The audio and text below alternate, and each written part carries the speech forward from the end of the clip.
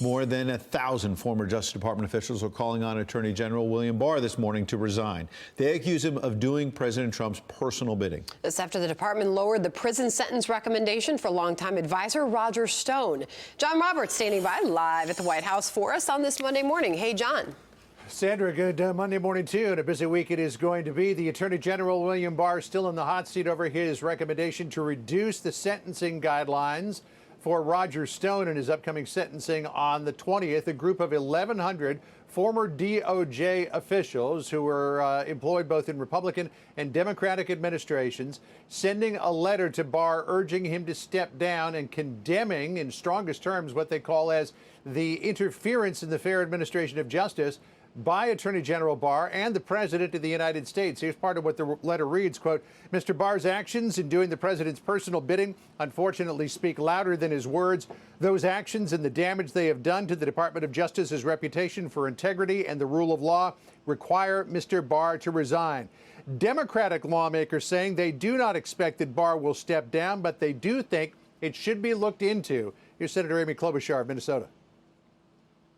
I'd be glad if he resigned. I just don't think that is realistic. I'd also like him to come to the Senate so we can probe him on the role of the president in trying to influence decisions in the Department of Justice. Now, Fox News has confirmed that the new interim U.S. Attorney for the District of Columbia, Tim Shea, himself thought that the sentencing recommendation was excessive. 5 of the 7 to 9 years recommended were so-called enhancements to the sentencing guidelines. But officials say that Shea gave in when the 4 line prosecutors in the case threatened to withdraw. Now, the ball was already rolling to reduce the recommendation when the president tweeted about it, which then made it look like the DOJ was doing his bidding. Senator John Kennedy of Louisiana suggests that the president should have held back. Listen here. Just because, does the president have a right to tweet about a case? Of course. Just because you can sing, though, doesn't mean you should sing. This is a case where tweeting less would not cause brain damage. The White House continuing to defend the tweet, saying it was not a message to Bill Barr or the Department of Justice. It was a message to everyone. Here's Kellyanne Conway. He didn't have a conversation with Bill Barr about the Roger Stone case. He had a conversation with the whole world. He expresses himself, cuts out the middleman. I know the middlemen don't like that. In the democratization of information, where he tells everybody what he thinks on any number of issues, including the Stone case.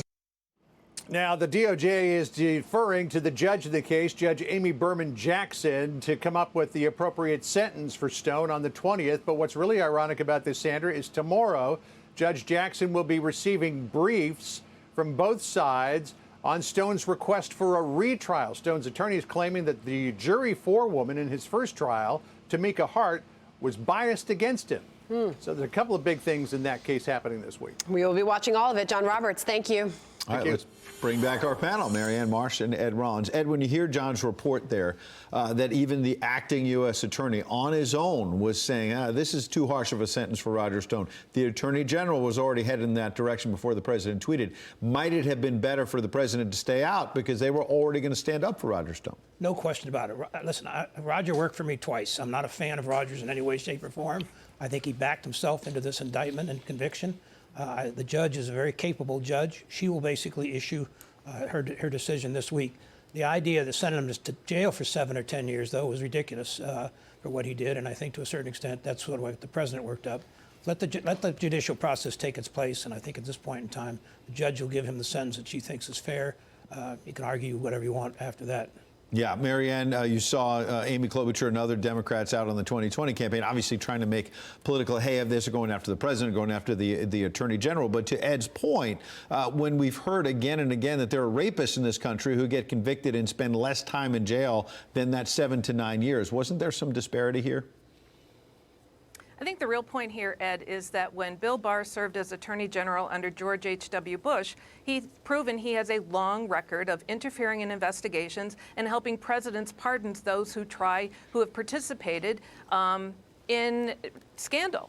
And he did that under George H.W. Bush when he ran interference for him on Iran-Contra. He then, on Christmas Eve, made sure that 6 of them got pardons, including Cap Weinberger, the former Secretary of Defense, on Christmas Eve, so he never had to go to trial. And that's why the late columnist, New York Times columnist, William Safire, called him General Cover-Up. So that's why Donald Trump hired him. This is the Barr playbook from George H.W. Bush and Iran-Contra, which Ed remembers well, and he's doing the same thing again. So the fact that people don't remember that is disturbing, because if you don't know history, you're condemned to repeat it, and we're watching it live in front of our very eyes right now. So it shouldn't surprise anybody, but it should be put to a stop. Although last week what William Barr was doing was asserting his independence by pushing back against the president, but this is going to continue.